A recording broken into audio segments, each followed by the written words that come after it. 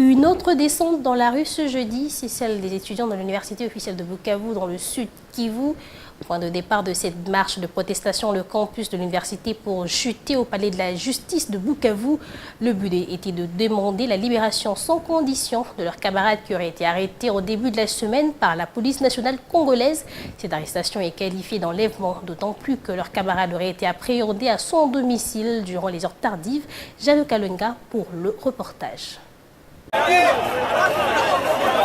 La matinée de ce jeudi 23 mai 2019 a été marquée dans les secteurs de l'enseignement supérieur et universitaire par le ras-le-bol.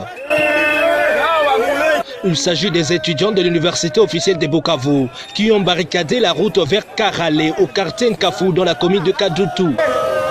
À la base, l'arrestation d'un de leurs depuis le début de la semaine par les éléments de la police qui les qualifient d'enlèvement parce que la dite arrestation serait intervenue dans les heures tardives, nous explique le porte-parole des étudiants de l'IOB. Les gens ont barricadé la route et demandent la libération de leurs camarades qui est incarcéré arbitrairement au parquet.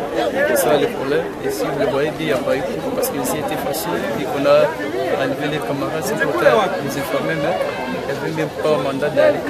C'est comme ça qu'ils ont voulu revendiquer sa libération. Sans s'arrêter par ces mouvements de barricade, ces étudiants ont parcouru les chemins en marche des Karale en passant par la place de l'Indépendance jusqu'au palais de justice pour réclamer la libération sans condition de leurs camarades.